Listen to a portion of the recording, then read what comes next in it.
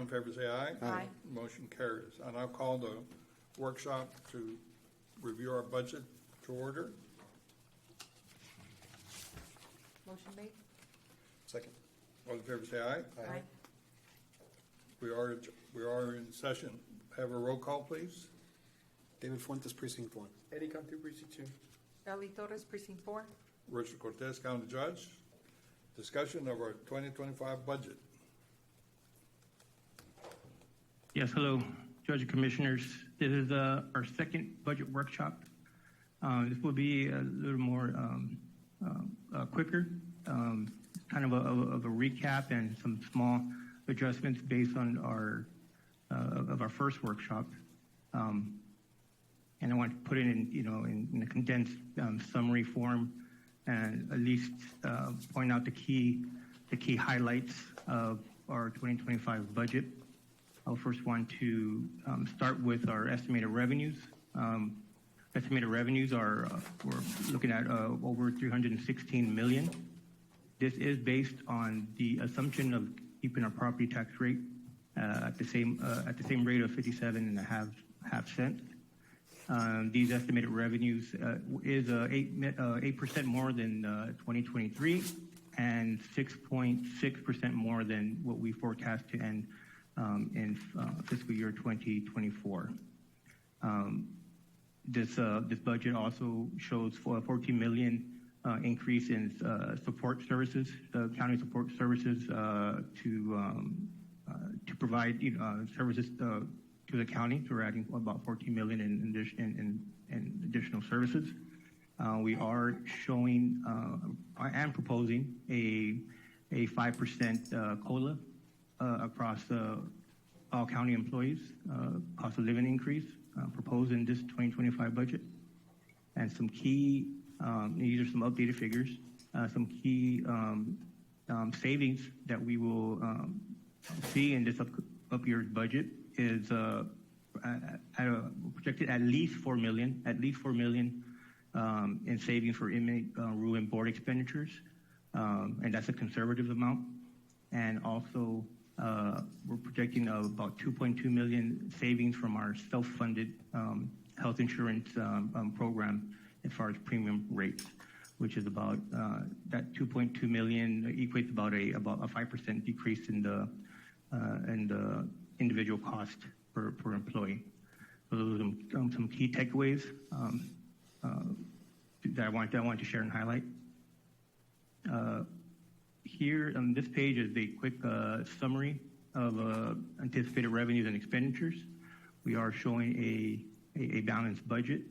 I do want to highlight that we are achieving this balanced budget with purely current revenues and to cover projected expenditures. So at this point in the proposed budget, we are not tapping into unrestricted fund balance or anything to offset any big expense or anything that we foresee. So this is current revenues matching current projected expenditures. Would that be considered a balanced budget?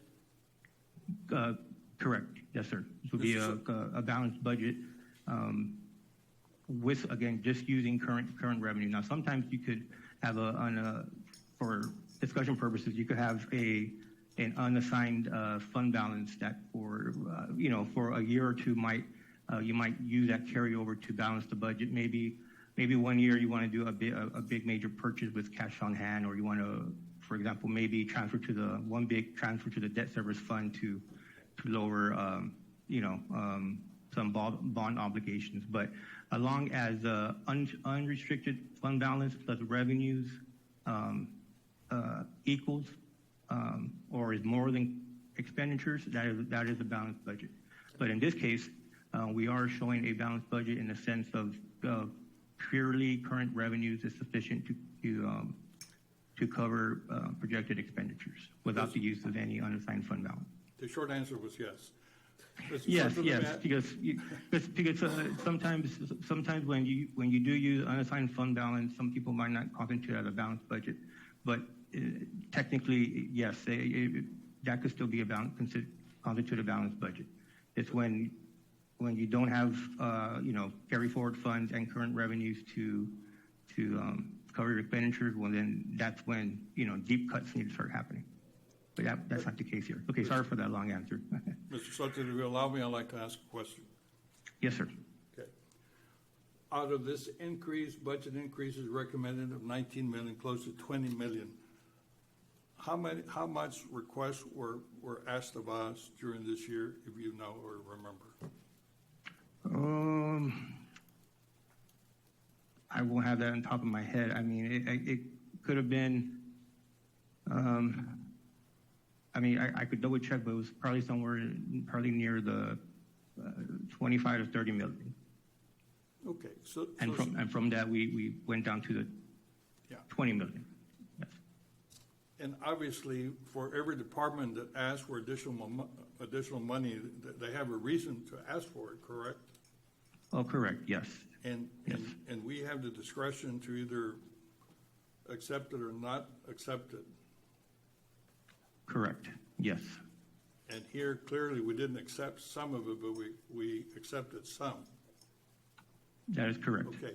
Do you, as our budget manager, who have expertise in these sort of things, have any question of the need to have this $19,671,000,000 that we added to our budget as unneeded? As unneeded, no.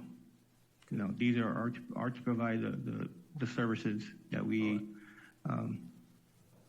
are here to provide to the citizens. So if we were only to ask for the money that we got last year, then we wouldn't have enough money to meet this year's budget, or would we? If not using our fund balance? Based on what we wanted to do, no, it wouldn't have been enough. We would have either adopt So for those that question our process to come up with these numbers, I hope you understand that there's a need for us to do the things that we do, or else we wouldn't do them. I don't have any other questions. Thank you. Yes, sir. Thank you. Okay, here is just a comparison of 2023 actuals compared to what our budget adopted for 2024 and the proposed budget. So you will see overall we are increasing overall expenditures of 6.6% from nearly 300 million to approximately 315. So it's side-by-side comparison compared from the two budgets. And lastly, here is just a summary of total positions from actual to requested. I have them categorized as not by department but by function. So last year for 2024, we currently had 2,659, and with the request, which are still being reviewed until we finalize it, it's about an additional 31 positions between what we have right now and what's requesting for 2025. That ends my presentation. Again, this was just a recap of an even condensed summary of what our first workshop was about, and of course pinpointing any major changes in forecasts and projected expenditures. Do you have any? Again, I can do my presentation. If there's any questions anyone might have, I'll be happy to answer them. The auditor's department, where is that? And can you bring it back so we can look at it? Sure. Share screen.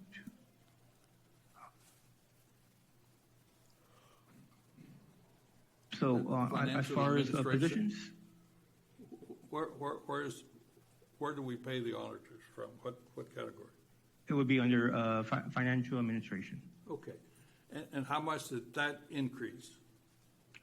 Overall, let's see, as far as this category, there's not a net change. Now, There's not a net change. I'll need to see if there is some, But there is some from the reducing, but, previous year, how much did it increase? 22. oh, let's see. Well, you could see from, okay, from this, well, let me just look at this category, because again, there's other departments, but from what we adopted in 2024, it was 411. At this point, we have 433. And there is no additional being requested for the beginning of 2025.